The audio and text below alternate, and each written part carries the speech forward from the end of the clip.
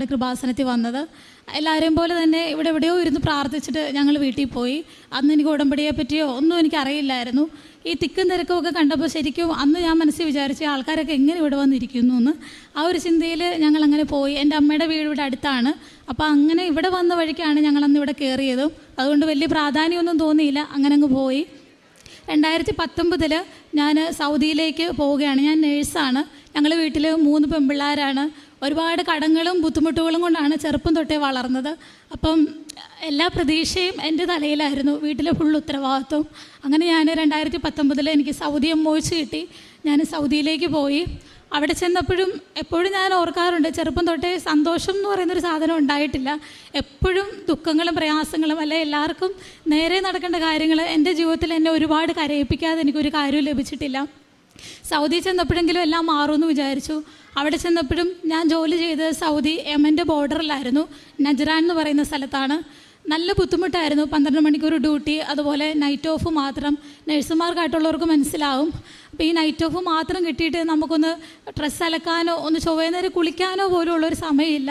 പക്ഷേ ഇതൊന്നും വീട്ടിൽ പറയാൻ പറ്റാത്തൊരവസ്ഥയായിരുന്നു, കാരണം വീട്ടിലെ ബുദ്ധിമുട്ടുകളും പ്രയാസങ്ങളും കാരണം. അങ്ങനെ ഞാൻ അവിടെ പിടിച്ചു നിന്നു. ഒരു 3 വർഷം കഴിഞ്ഞ് ഞങ്ങളുടെ കല്യാണം ഫിക്സ് ചെയ്തു. ഒരു ഏപ്രിൽ മാസം കോവിഡിൻ്റെ സമയത്ത് 2021 ഞങ്ങളുടെ കല്യാണം.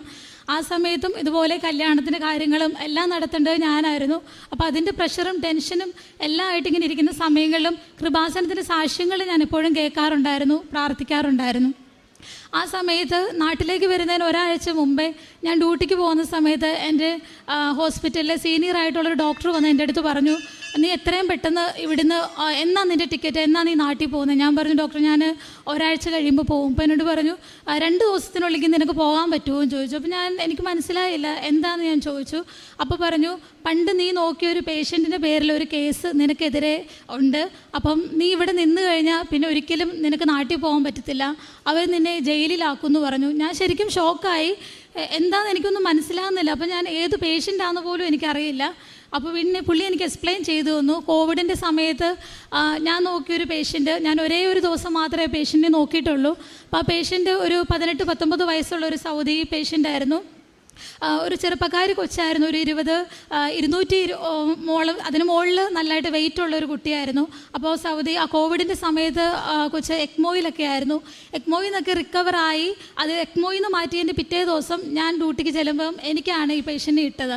അപ്പം ചെന്നപ്പോൾ തന്നെ എൻ്റെ മനസ്സിൽ ഇത് എടുക്കരുതെന്ന് എന്തോ എനിക്ക് തോന്നിയതുകൊണ്ട് ഞാൻ അപ്പം തന്നെ എൻ്റെ സീനിയർ നഴ്സിനോട് എന്ന് പറഞ്ഞു, ചേച്ചി എനിക്കിത് എടുക്കാൻ പറ്റത്തില്ല, ഞാൻ ഈ കേസ് നോക്കിയിട്ടില്ലല്ലോ, ഇതിലും എക്സ്പീരിയൻസ് ഉള്ളവരുണ്ടല്ലോ, അവർക്ക് കൊടുത്താൽ പോരേന്ന് ചോദിച്ചു. അപ്പോൾ പുള്ളിക്കാർ പറഞ്ഞു, എക്മോയിൽ നിന്നൊക്കെ എടുത്താലേ പ്രശ്നമൊന്നുമില്ല, നീ നോക്കിക്കോളാൻ പറഞ്ഞു. അങ്ങനെ നോക്കി ഒരു രാത്രി 2 മണി 3 മണിയൊക്കെ ആയ സമയത്ത് പേഷ്യൻറ്റിനെ ഞങ്ങൾ ആ സമയങ്ങളിലാണ് പേഷ്യൻറ്റ് ബാത്തൊക്കെ കൊടുക്കുന്നത്. അപ്പോൾ രാവിലെ ഉള്ളവരൊക്കെ എക്മോയിൽ നിന്ന് ഇട്ട പേഷ്യൻ്റ് ആയതുകൊണ്ടും ജസ്റ്റ് ഒന്ന് ചേഞ്ച് ചെയ്താൽ തന്നെ പേഷ്യൻ്റെ ഹാർട്ട് റേറ്റ് മാറാനും BP ഒക്കെ ഫ്ലക്ച്വേറ്റ് ആകാനുള്ള ചാൻസ് ഉള്ളതുകൊണ്ട് ഒരാൾ പോലും ഈ പേഷ്യൻറ്റിനെ അനക്കിയിട്ടില്ല. പക്ഷേ എനിക്കങ്ങനെ ഇടാൻ തോന്നിയില്ല. രാവിലെ മോർണിംഗ് ഡ്യൂട്ടിക്കാർക്ക് നമ്മൾ കൊടുക്കുമ്പോൾ വൃത്തിയായിട്ടൊക്കെ കൊടുക്കണ്ടേന്ന് ഓർത്ത് ഞാൻ ജസ്റ്റ് ബെഡ്ഷീറ്റ് നോക്കിയപ്പോൾ പേഷ്യൻ്റ് മോഷൻ പാസ് ചെയ്ത് ഈ മുട്ടിൻ്റെ അവിടം വരെ പച്ച കളറിൽ മോഷൻ പാസ് ചെയ്ത് കിടക്കുവാണ്. അപ്പം എൻ്റെ ഒരു മനസാക്ഷിയുടെ പുറത്ത് ഞാൻ ഓർത്തൊന്ന് ക്ലീൻ ചെയ്തേക്കാം എന്ന് വിചാരിച്ച് ഞാനും എൻ്റെ 2 കൂട്ടുകാരും കൂടെ വന്ന് ഞങ്ങൾ ഒരുമിച്ച് നിന്ന് പേഷ്യൻറ്റിനെ ജസ്റ്റ് വളരെ സൂക്ഷിച്ച് തന്നെയാണ് ടേൺ ചെയ്യുന്നത്. ഈ ടേൺ ചെയ്യുന്ന സമയത്ത് പെട്ടെന്ന് പേഷ്യൻ്റെ ഹാർട്ട് റേറ്റ് താഴുകയും പെട്ടെന്ന് ഒരു 40-42 പോയി. പെട്ടെന്ന് തന്നെ ഞങ്ങൾ ഡോക്ടറിനെ വിളിച്ചു. പെട്ടെന്ന് CPR സ്റ്റാർട്ട് ചെയ്തു. 2 മിനിറ്റിനുള്ളിൽ തന്നെ പേഷ്യൻ്റ് റിവേർട്ട് ആവുകയും ചെയ്തു. ഒരാഴ്ചക്കുള്ളിൽ പേഷ്യൻ്റ് ഹോസ്പിറ്റലിൽ നിന്ന് ഡിസ്ചാർജ് ആയി പോയി. വീൽ ചെയറിലാണ് പോയത്. പക്ഷേ ഈ ഇൻസിഡൻറ്റ് നടന്ന സമയത്ത് അന്ന് ഡ്യൂട്ടിയിലുണ്ടായിരുന്ന ഒരു ജൂനിയർ ഡോക്ടർ എനിക്കെതിരെ ഒരുപാട് ഒത്തിരി എല്ലാവരുടെ മുമ്പിൽ എന്നെ ഒരുപാട് ഇൻസൾട്ട് ചെയ്തു. ഇവർക്ക് എന്തിനാണ് പേഷ്യൻറ്റിനെ കൊടുത്തത്, ഇവർക്ക് നോക്കാൻ അറിയത്തില്ലെങ്കിൽ എന്നൊക്കെ പറഞ്ഞു. അപ്പോഴും ഞാൻ പറഞ്ഞു, ഡോക്ടറെ ഞാൻ ആദ്യമേ പറഞ്ഞതാണ് എനിക്കിങ്ങനെയുള്ള പേഷ്യൻറ്റിനെ നോക്കാൻ അറിയത്തില്ല. അപ്പോൾ പുള്ളിക്ക് ടെൻഷൻ സത്യം പറഞ്ഞു കഴിഞ്ഞാൽ ഈ എക്മോ നോക്കുന്നൊരു സീനിയർ ഡോക്ടറുണ്ട്. ഇങ്ങനെ ഈ പേഷ്യൻ്റ് എന്തെങ്കിലും സംഭവിച്ചു എന്ന് പറഞ്ഞാൽ അയാൾ ഒരുപാട് പ്രശ്നം ഉണ്ടാക്കും. അപ്പം അയാളെ ഫേസ് ചെയ്യാനുള്ള പേടി കാരണം ആ പ്രഷർ മൊത്തം ഇയാൾ എൻ്റെ മേലെ തീർത്തു. അങ്ങനെ എല്ലാ ICU നിൽക്കുന്ന എല്ലാ സ്റ്റാഫിൻ്റെ മുമ്പിൽ വെച്ച് എന്നെ ഒരുപാട് ചീത്ത പറഞ്ഞു. ഞാൻ ഒത്തിരി കരഞ്ഞു. അല്ലാതെ ഞാൻ മനഃപൂർവ്വം ഒരു തെറ്റും ഞാൻ ചെയ്തില്ല. ഞാൻ ആ പേഷ്യൻ്റ് ഒന്ന് വൃത്തിയായിട്ട് കിടത്താമെന്ന് ഓർത്ത് തിരിച്ചത് മാത്രമേ ഉള്ളൂ. പക്ഷേ ഞാൻ അപ്പോഴും ഈശോയോട് പറഞ്ഞു, കർത്താവേ ഞാനൊരു തെറ്റും ചെയ്തില്ലല്ലോ, ഞാനിതൊന്നും മാറ്റാൻ വേണ്ടി ശ്രമിച്ചതല്ലേ ഉള്ളൂ, എന്നിട്ട് എന്തിനാണ് എന്നെ ഇങ്ങനെ എല്ലാവരുടെയും മുമ്പിൽ നാണം കെടുത്തിയെന്ന് വിചാരിച്ചു. പക്ഷെ ഞാൻ പ്രാർത്ഥിക്കുന്നുണ്ടായിരുന്നു. അങ്ങനെ ഈ ഒരു പ്രശ്നത്തിൻ്റെ പേരിലാണ് ഇയാൾ എന്നോട് പെട്ടെന്ന് നാട്ടിൽ പോകാൻ പറയുന്നത്. അപ്പം ഈ പേഷ്യൻ്റ് ഡിസ്ചാർജായി പോയിട്ട് 1 വർഷം കഴിയുന്നു.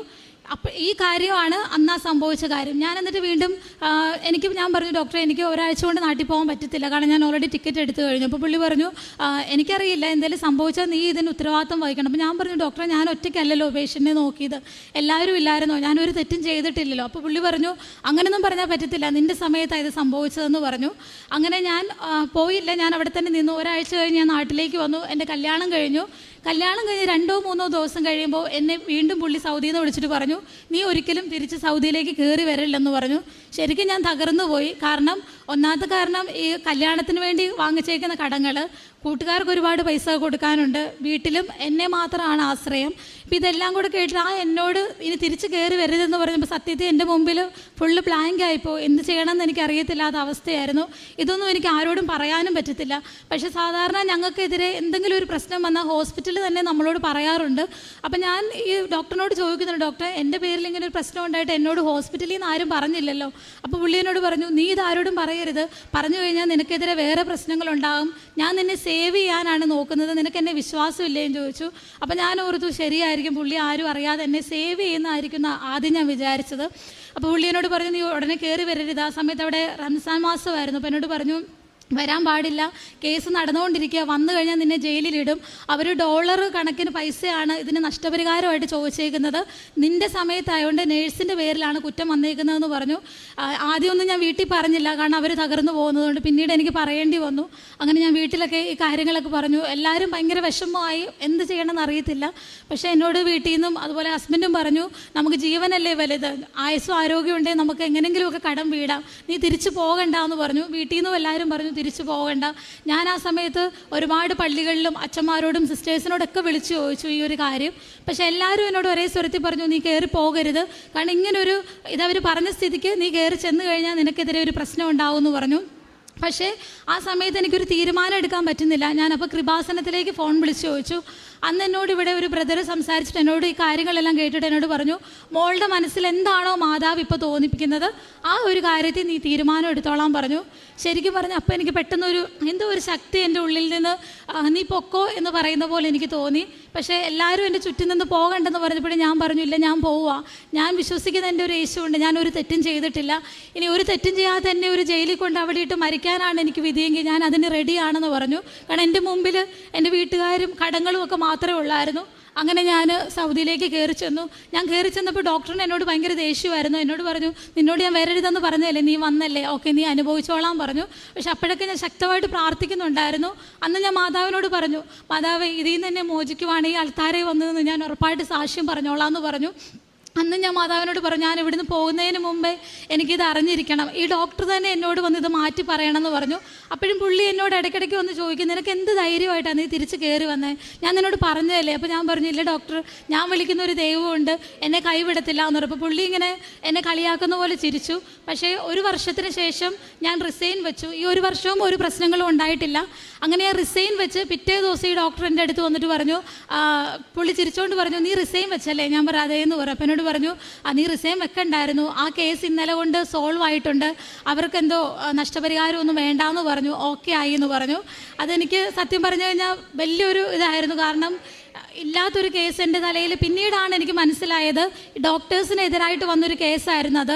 അവരെന്നോട് കയറി വരണ്ടെന്ന് പറഞ്ഞതിൻ്റെ കാരണം എന്ന് പറഞ്ഞു കഴിഞ്ഞാൽ, ഈ കേസ് അവിടെ നോക്കുന്ന സമയങ്ങളിൽ എൻ്റെ തലയിൽ ഇത് ഇടുവാണ്, ഞാൻ കയറി ചെന്നില്ലെങ്കിൽ ഈ കേസ് അവിടെ കൊണ്ട് സ്റ്റോപ്പാകും, അതിനുവേണ്ടി ആരെങ്കിലും ഒരാളെ അവർക്കിതിന് ബലിയാടാക്കണമായിരുന്നു, അതിനുവേണ്ടി അവർ തിരഞ്ഞെടുത്തത് ഞാനായിരുന്നു എന്ന് പിന്നെയാണ് എനിക്ക് മനസ്സിലായത്. പക്ഷെ അവിടെയും മാതാവും ഈശോയും എന്നെ രക്ഷിച്ചു.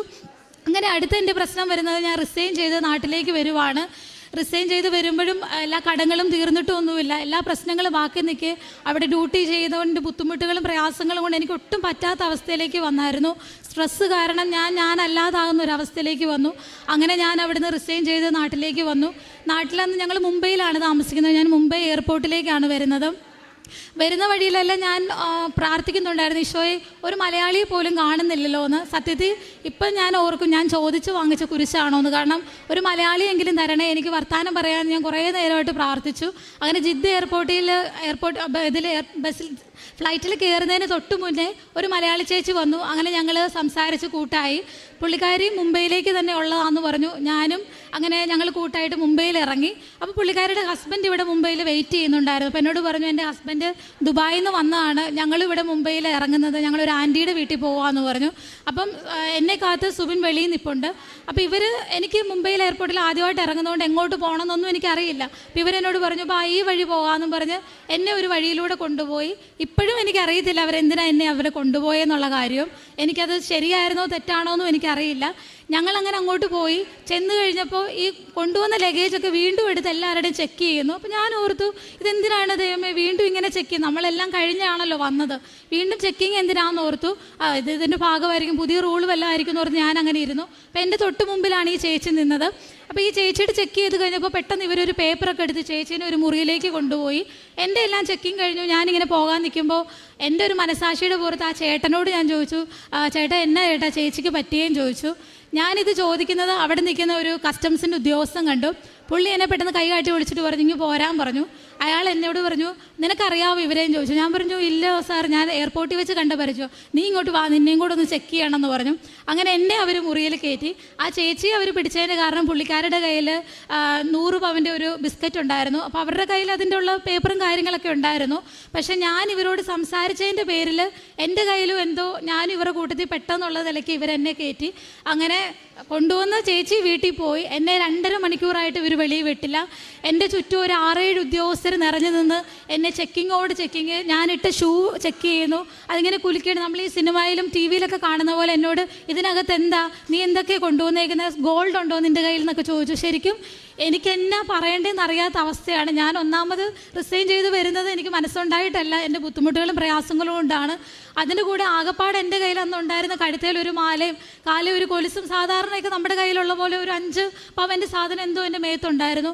അത് ഫുള്ളി ഇവർ ഊരി വാങ്ങിച്ചു. എന്നോട് പറഞ്ഞു, നിനക്ക് പോകാൻ പറ്റത്തില്ല, ഇതിൻ്റെ പെനാൽറ്റി ആയിട്ട് നീ 9 ലക്ഷം രൂപ അടയ്ക്കാതെ നിനക്ക് ഇവിടുന്ന് പോകാൻ പറ്റത്തില്ല. എൻ്റെ മുമ്പിൽ 9 ലക്ഷം എന്നൊക്കെ കേട്ടപ്പോൾ തന്നെ എൻ്റെ ഫുൾ കിളി പോയി. ഞാൻ 9 ലക്ഷമോ, എൻ്റെ ഈ സ്വർണ്ണം വിറ്റാൽ പോലും ഇത്രയും കിട്ടത്തില്ലല്ലോ എന്നുള്ള രീതിയിലാണ് ഞാൻ നിന്നത്.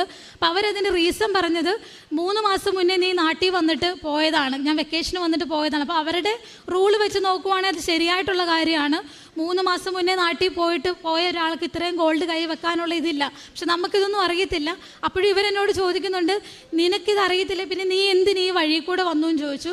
അപ്പോഴും എനിക്കറിയത്തില്ല. ഞാൻ പറഞ്ഞു, മേഡം എനിക്കറിയത്തില്ല, അവരുടെ കൂടെ ഞാൻ വന്നതാണ്, അതൊന്നും പറഞ്ഞാൽ പറ്റത്തില്ല. പ്രത്യേകിച്ച് ഞാൻ മലയാളിയും കൂടെ ആയപ്പം അവർ മറാഠികളൊക്കെയാണ്, അവരെല്ലാവരും കൂടെ എന്നെ വളഞ്ഞിട്ട്, ശരിക്കും നമ്മൾ ഈ പത്രവാർത്തയിലൊക്കെ കാണുന്ന അതേ സീൻ. ഒരു നിമിഷം ഞാൻ വേറെ ഏതോ ഒരു ലോകത്തായി, ഒരു മനുഷ്യൻ പോലും സഹായിക്കാനില്ലാത്ത അവസ്ഥ.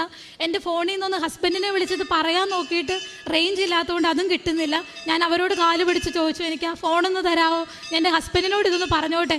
അവരപ്പോൾ എന്നെ ഞാൻ എന്തോ കുറ്റവാളിയെ പോലെ അവർ പറഞ്ഞു, ഇല്ല എന്ന് പറഞ്ഞു, തന്നില്ല. അവിടെ നിന്ന് ഏതോ പോലീസുകാരോട് ഞാൻ ചോദിച്ചപ്പോൾ അവിടുത്തെ ലാൻഡ് ലൈന് വിളിച്ചോളാൻ പറഞ്ഞു. അങ്ങനെ വിളിച്ച് ഞാൻ കരഞ്ഞുകൊണ്ട് സുബിനോട് പറഞ്ഞു, എന്നെ ഇവിടെ എല്ലാവരും കൂടി പിടിച്ചു വെച്ചേക്കുവാ, ഇത്ര രൂപ കൊടുക്കാൻ പറയുമോ, എനിക്കറിയില്ല എന്ന് പറഞ്ഞു. ഹസ്ബൻഡ് എന്നോട് പറഞ്ഞു, നീ കരയാതെ വിഷമിക്കാതെ നമുക്ക് എന്തെങ്കിലും ചെയ്യാമെന്ന്. കാരണം അത്രയും രൂപയൊന്നും ഞങ്ങളെ കൊണ്ട് ജന്മത്തിൽ കൂട്ടിയാൽ കൂടത്തില്ലെങ്കിലും എന്നെ ആശ്വസിപ്പിച്ചപ്പം നീ വിഷമിക്കാതെ എന്ന് പറഞ്ഞു. അങ്ങനെ ഞാൻ അവിടെ നിന്നു. ആദ്യം ഞാൻ ഓർത്തൊന്ന് പ്രതികരിച്ച് നോക്കാം, അവർ വിടുവായിരിക്കുമെന്ന് വിചാരിച്ച് ഞാൻ ചോദിച്ചു. ഞാൻ അവരെ ക്വസ്റ്റ്യൻ ചെയ്യാൻ ചോദിച്ചു, എന്ത് റൂൾസിലാണ് മാം എന്നെ ഇവിടെ പിടിച്ച് നിർത്തിയേക്കുന്നതെന്നൊക്കെ ഞാൻ ചോദിച്ചു. അപ്പോൾ അവരൊന്നും കൂടെ എന്നോട് റേസ് ചെയ്യാമെന്ന്. അപ്പോൾ എനിക്ക് മനസ്സിലായി പ്രതികരിച്ചിട്ടും കാര്യമില്ല എന്ന്. പിന്നെ ഞാൻ കരയാൻ തുടങ്ങി. ഞാൻ എൻ്റെ അവസ്ഥകളൊക്കെ പറഞ്ഞു, മാം എൻ്റെ കയ്യിൽ ആകെപ്പാട് 10,000 രൂപ എൻ്റെ കയ്യിലുള്ളൂ, എൻ്റെ ആകെപ്പാട് എനിക്കുള്ളതാണ് ഈ ഗോൾഡ്, അല്ലാതെ എൻ്റെ കയ്യിലൊന്നുമില്ല, ഞങ്ങൾ വെറും സാധാരണക്കാരാന്നൊക്കെ പറഞ്ഞു. അപ്പോൾ അവർ പറഞ്ഞു, ഒന്നും പറഞ്ഞാൽ പറ്റത്തില്ല, ഇതൊക്കെ ഞങ്ങളുടെ ഗവൺമെൻറ്റിൻ്റെ റൂളാണെന്ന് പറഞ്ഞു. 9 എന്നുള്ളത് അവർ 2 ലക്ഷമാക്കി. അത് കഴിഞ്ഞ് അത് കുറച്ച് ലാസ്റ്റ് 79,000 രൂപ വെച്ച് നിർത്തിയിട്ട് അവർ പറഞ്ഞു, 79,000 രൂപ അടയ്ക്കാതെ നിനക്ക് ഇവിടുന്ന് പോകാൻ പറ്റത്തില്ല, ഇല്ലെങ്കിൽ നീ ഗോൾഡ് എല്ലാം ഇവിടെ വെച്ചിട്ട് പോകുക, എന്നാണോ കാശും കൊണ്ട് വരുന്നത് അപ്പോൾ റെസിപ്റ്റും കൊണ്ട് അപ്പം തരാമെന്ന് പറഞ്ഞു. ഞാൻ അപ്പോഴത്തേക്ക് എനിക്ക് മനസ്സിലായി ഇനി ഒന്നും നടക്കില്ല. ഞാനപ്പം ഒരുപാട് നിന്ന് കരഞ്ഞു വിഷമിച്ചു. ആ സമയത്തും ഞാൻ ഓൺലൈൻ ഉടമ്പടി എടുത്തിട്ടുണ്ടായിരുന്നു. അപ്പം എൻ്റെ കയ്യിൽ ബാഗിൽ മാതാവിൻ്റെ കൊന്തയും അതേ കാശുരൂപം ഉണ്ടായിരുന്നു. ഞാൻ പെട്ടെന്ന് ഇവരിത് പറഞ്ഞുകൊണ്ടിരുന്ന സമയത്ത് എൻ്റെ ബാഗിലെ കാശുരൂപത്തെ പിടിച്ചിട്ട് ഞാൻ പറഞ്ഞു, മാതാവേ നീ ഒരുപാട് ജീവിതത്തിൽ ഇടപെടുന്നില്ലേ, നീ സഞ്ചാരി മാതാവ് എന്നല്ലേ പറഞ്ഞേ, അമ്മ നീ ഇതിപ്പോൾ ഇടപെട്ടേ പറ്റത്തുള്ളൂ, അമ്മേ നീ എന്നെ ഇവിടുന്ന് രക്ഷിക്കണേ, എന്നെ ഇവിടുന്ന് രക്ഷിക്കാൻ ആരുമില്ല എന്ന് പറഞ്ഞു. ഇത് പറഞ്ഞ സെക്കൻഡിനുള്ളിൽ അത്രയും നേരം ആ 6 പേരുടെ കൂട്ടത്തിൽ എന്നെ ഏറ്റവും കൂടുതൽ ദേഷ്യപ്പെട്ട ഒരു മേഡം ഉണ്ടായിരുന്നു. അവർ പെട്ടെന്ന് എനിക്ക് നേരെ തിരിഞ്ഞിട്ട് എന്നോട് ചോദിച്ചു, നീ എന്തിനാ ഇവിടെ നിൽക്കുന്നത്, പോകുന്നില്ലേ എന്ന് ചോദിച്ചു. എനിക്ക് സത്യം പറഞ്ഞു കഴിഞ്ഞാൽ എനിക്ക് വട്ടായതാണോ അവർക്ക് വട്ടായതാണോ എന്ന് വരെ ഞാൻ ചിന്തിച്ചു പോയി. കാരണം അത്രയും നേരം എന്നെ കലുതുള്ളി കൊല്ലാൻ നിന്നൊരു മേഡം പെട്ടെന്ന് ചിരിച്ചുകൊണ്ട് എന്നോട് പറയുക, പോകുന്നില്ലേ നീ ചോദിച്ചു. അപ്പോൾ ഞാൻ അവരിങ്ങനെ ഷോക്കായിട്ട് നോക്കി. അപ്പോൾ അവർ എൻ്റെ കയ്യിൽ ആ ഗോൾഡ് എല്ലാം എൻ്റെ കൈ പെറുക്കി തന്നിട്ട് പറഞ്ഞു, നീ പൊക്കോളാൻ പറഞ്ഞു. പെട്ടെന്ന് എനിക്ക് അവരുടെ മുമ്പിൽ അവിടെ ആ മേഡത്തെ അല്ല എനിക്ക് കാണാൻ, എനിക്ക് എൻ്റെ മാതാവ് അവിടെ നിൽക്കുന്ന പോലെ തോന്നിയത്. എൻ്റെ ജീവിതത്തിൽ ഒരിക്കലും ഞാൻ ആരുടെയും കാലേ വീണിട്ടില്ല. ആ നിമിഷത്തിൽ ഞാൻ അറിയാതെ മുട്ടുകുത്തി അവരുടെ നിലത്ത് വീണ് അവരുടെ കാലേ വീണ് കരഞ്ഞു. ആ റൂമിൽ നിന്ന് ഞാൻ വെളിയിറങ്ങുമ്പോൾ എൻ്റെ കണ്ണിൽ ഫുള്ള് ഇരുട്ടായിരുന്നു. എനിക്ക് ഇപ്പം എന്താ നടന്നത്, ഞാൻ ഏത് പ്രോബ്ലത്തിൽ നിന്ന് വെളിയിൽ വന്നതെന്ന് പോലും അറിയാൻ പറ്റാത്ത രീതിയിലാണ് ഞാൻ വെളിയിലേക്ക് ചെല്ലുമ്പോഴും എൻ്റെ കരച്ചിൽ കണ്ടിട്ട് ഹസ്ബൻഡ് ഓർത്തു എൻ്റെ സ്വർണ്ണമൊക്കെ അവിടെ വാങ്ങിച്ചു വെച്ചു എന്നോർത്ത് എന്നോട് സമാധാനിപ്പിക്കുന്നുണ്ട്. പോട്ടന് ഇത് മോളെ, ജീവൻ തിരിച്ചു കിട്ടിയില്ലേ, നീ വിഷമിക്കാതെ എന്ന് പറഞ്ഞു. അരമണിക്കൂർ കഴിഞ്ഞു എൻ്റെ കരച്ചിൽ നിൽക്കാൻ. അപ്പോൾ ഞാൻ പറഞ്ഞു, സ്വർണ്ണമൊക്കെ അവർ തിരിച്ചു വന്നു. അപ്പോൾ എന്നോട് പിന്നെ നീ എന്തിനാ കരഞ്ഞേന്ന് പറഞ്ഞു. ഞാൻ പറഞ്ഞു, മാതാവ് ഇടപെട്ടതാ, എന്നെ ഇങ്ങനെ പറഞ്ഞൊരു പുള്ളിക്കാരി പെട്ടെന്ന് ഞാനിങ്ങനെ പ്രാർത്ഥിച്ച നിമിഷത്തിൽ തന്നെ അവർ തിരിഞ്ഞ് എന്നോട് നീ പോകുന്നില്ലേ എന്ന് പറഞ്ഞ് ചിരിച്ചുകൊണ്ട് എന്നെ പറഞ്ഞു വിട്ടു. ഇത് മാതാവ് അല്ലാതെ വേറെ ആരും ഇല്ല എന്ന് പറഞ്ഞു. അപ്പം ഞങ്ങളുടെ ഒരു ഫ്രണ്ട് ഉണ്ട്, ഒരു മുസ്ലിം ആയിട്ടുള്ളൊരു പുള്ളി.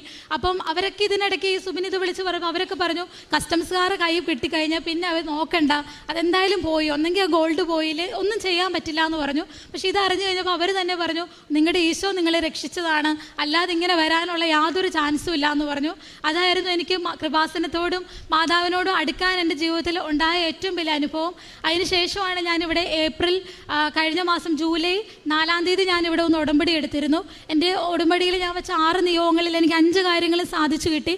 ഒന്നാമത്തെ കാര്യം ഞാൻ വെച്ചിരുന്നത്, എനിക്ക് ഈശോയോട് പഴയതുപോലെ സ്നേഹത്തോടുകൂടെ പ്രാർത്ഥിക്കാൻ പറ്റണമെന്നായിരുന്നു. ഞാൻ പണ്ട് നന്നായിട്ട് പ്രാർത്ഥിക്കുന്ന ഒരു വ്യക്തിയായിരുന്നു. പക്ഷേ എപ്പോഴൊക്കെയോ എൻ്റെ ജീവിതത്തിൽ ഭയങ്കര ബ്ലോക്കായി പോയിട്ടുണ്ട്. എനിക്ക് പ്രാർത്ഥിക്കാൻ പറ്റുന്നില്ല, നന്നായിട്ട് എന്നെ ഈശോയെ സ്നേഹിക്കാൻ പറ്റുന്നില്ല, അനുഭവം എനിക്ക് അനുഭവിച്ചറിയാൻ പറ്റുന്നില്ലായിരുന്നു. അപ്പോൾ ആദ്യത്തെ നിയോഗം തന്നെ ഞങ്ങൾ അതായിരുന്നു വെച്ചത്. അത് വെച്ചതിന് ശേഷം 1 മാസങ്ങൾക്ക് ശേഷം എനിക്കറിയില്ല, ഞങ്ങളുടെ കുടുംബജീവിതത്തിൽ ഭയങ്കര മാറ്റങ്ങളായിരുന്നു. ഞങ്ങൾ നന്നായിട്ട് പ്രാർത്ഥിക്കാൻ തുടങ്ങി. ജപമാല ചൊല്ലുന്ന ഒരു ശീലം എനിക്ക് കുറവായിരുന്നു. പക്ഷേ ഇപ്പം ഞങ്ങൾക്ക് ജപമാല ചൊല്ലാത്തൊരു ദിവസം ഉണ്ടായ ഭയങ്കര ഒരു കുറ്റബോധമാണ്. ഞങ്ങൾ രണ്ടുപേരും ഒരുപാട് പ്രാർത്ഥിക്കാൻ തുടങ്ങി. അതുപോലെ ഞങ്ങൾ ആദ്യം മുംബൈ താമസിച്ചിരുന്നത് ഞങ്ങളുടെ ജോലി സ്ഥലത്തു നിന്നും 1.5 കിലോമീറ്റർ 1.5 മണിക്കൂർ ദൂരെ ഒരു സ്ഥലത്തായിരുന്നു. അവിടെ അടുത്ത് പള്ളിയൊന്നും ഇല്ലായിരുന്നു. അതുകൊണ്ട് ഞായറാഴ്ച കുർബാനയ്ക്കൊന്നും പോകത്തില്ലായിരുന്നു. അപ്പോഴും ഞങ്ങൾ പറഞ്ഞു, ഈശോയെ നിനക്ക് ഞങ്ങളെ അങ്ങോട്ട് അടുപ്പിക്കണമെങ്കിൽ അടുത്തൊരു പള്ളി ഉള്ളിടത്തേക്ക് ഞങ്ങൾക്കൊരു സ്ഥലം തരണമെന്ന്. ഇവിടുന്ന് കൃപാസനത്തിൽ നിന്ന് ഉടമ്പടി എടുത്തു പോയി ഒരാഴ്ച കഴിഞ്ഞപ്പോഴാണ് ഞങ്ങളുടെ ഞങ്ങളുടെ കട ദാദർ എന്ന് പറയുന്ന സ്ഥലത്താണ്. അവിടുന്ന് 5 മിനിറ്റ് അപ്പുറം ഒരു റൂം ഞങ്ങൾക്ക് ശരിയായി എന്ന് പറഞ്ഞു. അവിടെ ഞങ്ങൾ ഷിഫ്റ്റായി. ഞങ്ങൾ ഇവിടെ വരുമ്പോഴും ഞങ്ങൾക്ക് അറിയത്തില്ല ഇവിടെ പള്ളിയുള്ള കാര്യമൊന്നും. അപ്പോൾ പള്ളി എവിടെയാണെന്ന് അന്വേഷിച്ച് നടന്നപ്പോഴാണ് അറിഞ്ഞത് ഞങ്ങളുടെ വീടിന് 2 മിനിറ്റ് അപ്പുറം നടക്കുന്നത് മലയാളി ചർച്ചാണ്. അങ്ങനെ ഞങ്ങളിപ്പോൾ പള്ളിയിൽ എന്നും പോകുന്നുണ്ട്. അവിടുത്തെ ചർച്ചിലൊക്കെ ഞങ്ങൾ ഭയങ്കര ആക്റ്റീവായിട്ട് ഞങ്ങൾക്ക് അവിടെ, അപ്പം ഈശോ ഞങ്ങളെ വീണ്ടും അടുപ്പിച്ചതാണെന്ന് ഞങ്ങൾക്ക് അപ്പം മനസ്സിലായി. രണ്ടാമത്തെ എൻ്റെ നിയോഗം, എൻ്റെ ചെറുപ്പകാലം തൊട്ട് ഇതുവരെ എൻ്റെ വീട്ടിൽ ഞങ്ങൾക്ക് 1 സെൻറ്റ് സ്ഥലമോ ഒരു വീടോ ഒന്നും ഞങ്ങൾക്കില്ലായിരുന്നു. ഞങ്ങളുടെ ബന്ധുക്കാർക്കും എല്ലാവർക്കും വീട് സ്ഥലമൊക്കെ ഉണ്ട്. എൻ്റെ വീട്ടിൽ എൻ്റെ അച്ചാച്ചനും അമ്മച്ചിക്കും ഒന്നും ഞങ്ങൾക്ക് പാരമ്പര്യമായിട്ട് സ്വത്തുകളോ ഒന്നും ഇല്ലാത്തതുകൊണ്ട് തന്നെ അവർക്ക് ആകപ്പാട് ചെയ്യാൻ പറ്റിയത് എന്നെ പഠിപ്പിക്കാമെന്ന് മാത്രമായിരുന്നു. അങ്ങനെ എന്നെ BSc നഴ്സിംഗ് പഠിപ്പിച്ചു. ഒരുപാട് ലോണും കടമൊക്കെ എടുത്ത് പഠിപ്പിച്ചു. അതുകൊണ്ട് തന്നെ ഞങ്ങൾക്ക് സ്ഥലം വാങ്ങിക്കാനോ ഒന്നും പറ്റിയില്ല. എൻ്റെ കല്യാണം കഴിഞ്ഞ ഉടനെ അനിയത്തിയുടെ കല്യാണം നടത്തണമായിരുന്നു. അങ്ങനെ ആകെ ബുദ്ധിമുട്ടിരിക്കും. ഇനി എങ്ങനെ ഒരു സ്ഥലം വാങ്ങിക്കുമെന്ന് പോലും എനിക്കറിയില്ല. ഞാൻ അവിടുന്ന് ജോലി നിർത്തി പോരുകയും ചെയ്തു. പക്ഷെ ഇവിടെ ഒന്ന് ഉടമ്പടിയിൽ ഞാൻ വെച്ചിട്ടുണ്ടായിരുന്നു വീടും സ്ഥലവും. 5 മാസങ്ങൾക്ക് മുമ്പ് ഡിസംബറിൽ ഞങ്ങൾക്കൊരു 10 സെൻറ്റ് സ്ഥലം വാങ്ങിക്കാനുള്ള ഇത് മാതാവ് ഈശോയും തന്നു. അതിൻ്റെ രജിസ്ട്രേഷൻ കഴിഞ്ഞു. വീണ്ടും അതിൻ്റെ താഴെ ഒരു 10 സെൻറ്റ് സ്ഥലം കൂടെ ഉണ്ട്. അതിനും കൂടെ ഉള്ള ഞങ്ങൾ അഡ്വാൻസ് കൊടുത്തിട്ടുണ്ട്. ഇപ്പോഴും എനിക്കറിയില്ല അതെങ്ങനെ നടക്കുമെന്ന്. പക്ഷേ എനിക്ക് ഉറപ്പുണ്ട് അതും ഈശോ നടത്തും. അതുപോലെ 2 വീട്ടിലേക്ക് ഞങ്ങൾ വീട് വേണമെന്നാണ് പ്രാർത്ഥിച്ചത്. അപ്പോൾ എൻ്റെ ഹസ്ബൻഡിൻ്റെ വീട്ടിൽ ചേട്ടനൊക്കെ അവർ വാടക വീട്ടിലായിരുന്നു താമസിച്ചുകൊണ്ടിരുന്നത്. അപ്പോൾ പെട്ടെന്ന് അപ്രത്യക്ഷമായിട്ട് പള്ളിയിൽ നിന്ന് കുറേ പേർക്ക് വീട് കൊടുക്കുന്ന കൂട്ടത്തിൽ ചേട്ടായിയുടെ പേര് വരികയും ചേട്ടായിക്ക് അങ്ങനെ വീട് റെഡിയായി. അവർ വീടിൻ്റെ തറക്കല്ലൊക്കെ ഇട്ട് കഴിഞ്ഞു. എത്രയും പെട്ടെന്ന് വീടിൻ്റെ പണി അങ്ങനെ അവർക്കും വീട് കിട്ടി. പിന്നെ ഞാൻ നിയോഗത്തിൽ എൻ്റെ അനിയത്തി പ്രഗ്നൻ്റ് ആയിരുന്നു. ഞങ്ങളുടെ കല്യാണം കഴിഞ്ഞിട്ട് 3 വർഷമായിട്ട് ഞങ്ങൾക്ക് മക്കളില്ലായിരുന്നു. അപ്പോൾ എൻ്റെ അച്ചാച്ചനും അമ്മച്ചിക്കൊക്കെ ഭയങ്കര സങ്കടമായിരുന്നു, എല്ലാവരുടെയും ചോദ്യവും കാര്യങ്ങളും ഒക്കെ. അപ്പോൾ ഞാൻ അനിയത്തിയുടെ കല്യാണം അവൾക്കെങ്കിലും ഈശോയെ നീ ഒരു കുഞ്ഞിനെ പെട്ടെന്ന് കൊടുക്കണേന്ന് പ്രാർത്ഥിച്ചായിരുന്നു. അങ്ങനെ അവൾ പ്രഗ്നൻ്റ് ആണെന്ന് അറിഞ്ഞതിൻ്റെ പിറ്റേ ദിവസമാണ് ഞാൻ ഇവിടെ വന്ന് ഉടമ്പടി എടുക്കുന്നത്. അങ്ങനെ ഇവിടുന്ന് പോയിട്ട് ഈ ഉടമ്പടി തൈലമൊക്കെ എപ്പോഴും പ്രാർത്ഥിക്കുമായിരുന്നു അവൾക്ക് വേണ്ടി. 6ാം മാസമായപ്പോൾ അവൾക്ക് ചിക്കൻ ബോക്സ് വന്നിരുന്നു. ആകെ ഞങ്ങൾക്ക് ഭയങ്കര ടെൻഷനായി, കുഞ്ഞിന് എന്തെങ്കിലും സംഭവിക്കുമോ എന്നൊക്കെ ഉള്ളൊരു ടെൻഷൻ ഉണ്ടായിരുന്നു.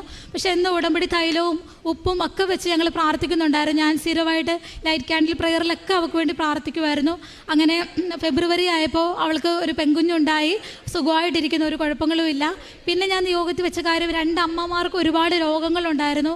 അവരെല്ലാ രോഗങ്ങളിൽ നിന്ന് സംരക്ഷിക്കണേ എന്നുള്ളതായിരുന്നു. എൻ്റെ ഹസ്ബൻഡിൻ്റെ അമ്മയ്ക്ക് വയറ്റിൽ ട്യൂമറായിരുന്നു.